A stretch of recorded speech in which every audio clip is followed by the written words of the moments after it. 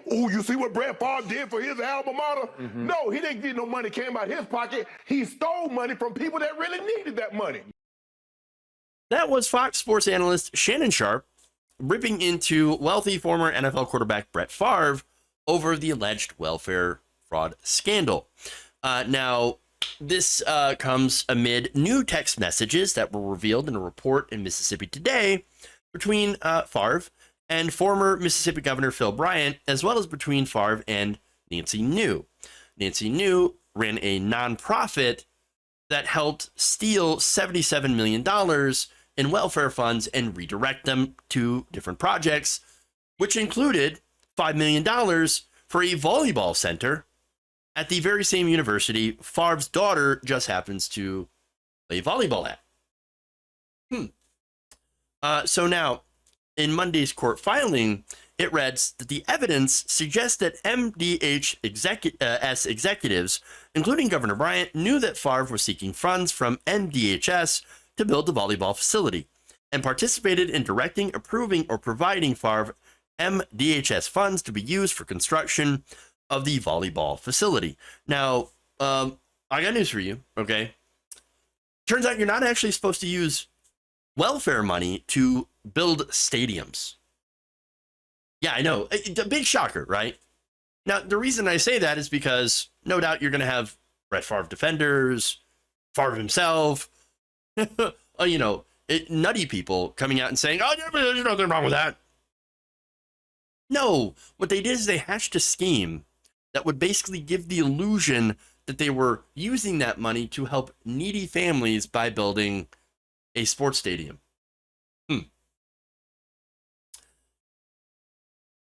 According to Mississippi Today, with the help of legal advice from DHS attorneys, they came up with the idea for New's nonprofit to enter into a $5 million upfront lease of the university's athletic facilities, which the nonprofit would purportedly use for programming. And in exchange, the foundation would include offices for the nonprofit inside the facility, which they then labeled a wellness center. Now, look, $5 million, by the way, that was not enough to build a stadium. They needed more money. And so what Favre did is that he recorded ads for the state's welfare program and then personally profited off doing the ads. So he did the ads. He got paid $1.1 million. So that was his own revenue, but also used those ads to, guess what? Direct more money, welfare money, to the stadium to get the project done. New's nonprofit then paid the first lump sum of $2.5 million, then paid another $2.5 million on December 5th, 2017, according to the state auditor's office report released in 2020. Favre received his first payment under the advertising agreement of $500,000 in December of 2017. Here's the text from that. Quote, Nancy Santa came today and dropped some money off. Favre texted New that day. Thank you, my goodness, thank you. We need to set the promo for you soon. You're way too kind. Nancy Santa. I wonder how many poor welfare families in Mississippi didn't get to have Santa that year. As a result of Brett Favre getting this advertising money.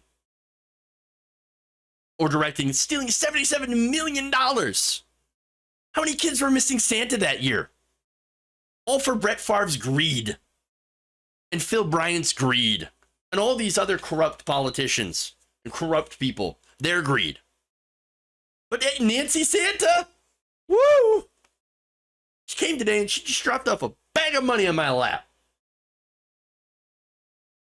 I mean, it's gross. Absolutely gross. By the way, the nonprofit, also supposed nonprofit, by the way, paid the athlete another $600,000 in June of 2018.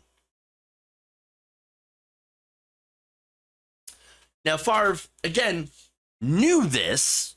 He knew this because, again, his main concern was, what's the media going to say if they find out? To which New said, they're not going to find out. But since New is facing some felonies, she decided to turn evidence and actually cooperate with law enforcement, cooperate with the government, and that's where we get these text messages. Now, that said, I want to get to more video here. This is the full video of Sharpe, and with that context, now you'll see why he's pissed. You got to be a sorry mofo to steal from the lowest of the low. Skip, Mississippi is the poorest state in our country. It is. Its citizens. So if they're the poorest state, Brett Favre is taken from the underserved. You made $100+ million in the NFL. And they're talking about what he didn't know. This is what Brett Favre texted. If you were to pay me, is there any way the media can find out where it came from and how much? So if you gotta ask this question, is there any way the media can find out? You already know you're doing something wrong.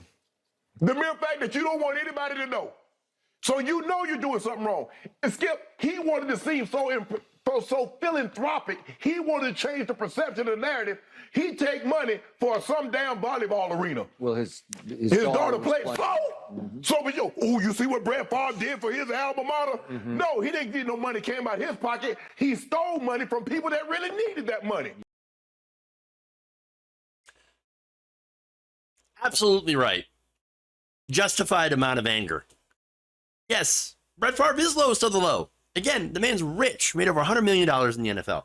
Instead of putting up his own money, which he could absolutely have done, or gather the money in a bunch of different ways, he decided, no, I'm going to steal from poor people. Just going to take it from poor people, and got together with a bunch of slimy and corrupt politicians to help him do it. It's disgusting. And again, entitlement 101, because guess what? They believe that they deserve that money and the poor people don't.